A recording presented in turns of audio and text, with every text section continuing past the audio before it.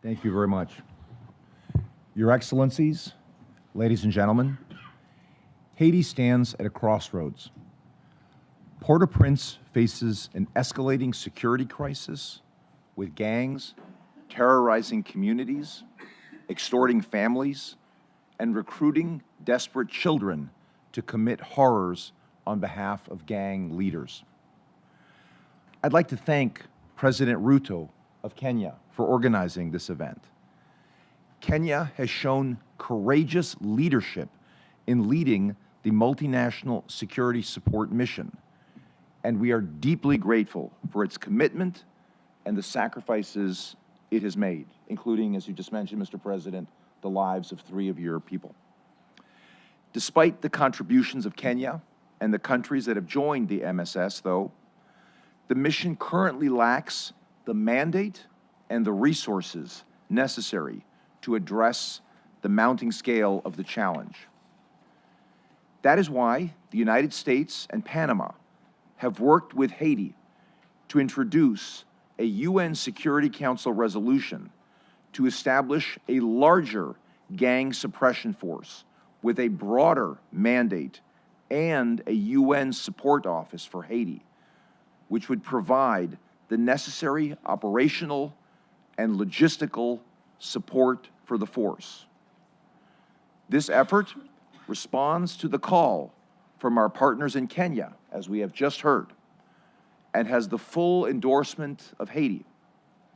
All 32 members of the Organization of American States have likewise signed on to a joint statement calling for the urgent passage of this resolution. It's not that often you get all 32 members of an international body to agree on something. Requested by Haiti, this new force would consist of more than 5,500 personnel, more than 5 times the size of the current MSS mission, and would operate under a mandate authorized by Chapter 7 of the UN Charter. This mandate would empower the force to proactively target gangs and restore security to Haiti while ensuring it has the appropriate tools to succeed. The mission's anticipated objectives include reducing territorial control by gangs, securing critical infrastructure, and conducting anti-gang operations. Unfortunately, the adoption of this resolution is not a done deal. Despite overwhelming support of the UN Security Council, there are still those who might try to prevent its adoption or slow our response in Haiti's hour of need.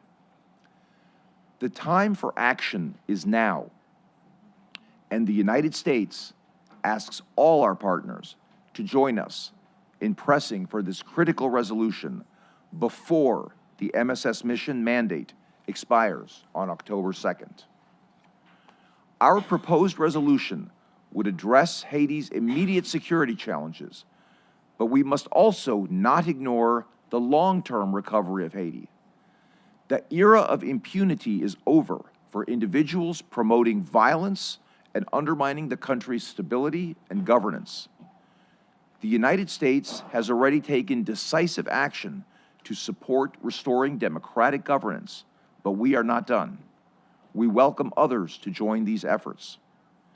Today, I am announcing that the Department of State is taking additional actions to publicly designate 2 officials for their involvement in significant corruption during their time in public office.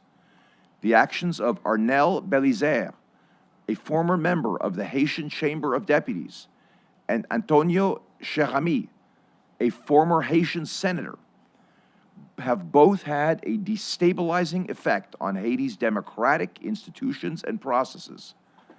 Our designation renders Belizaire, Cherami, and their immediate family members ineligible for entry into the United States.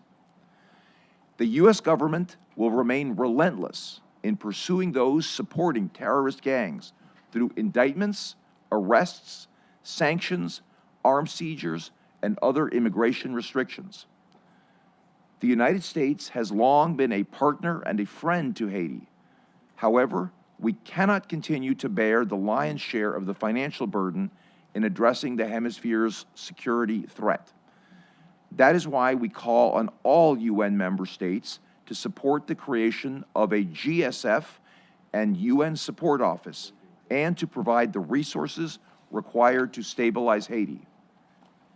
This is not a crisis that can be ignored or deferred. It demands urgent, coordinated, and decisive action. The people of Haiti cannot wait. Thank you.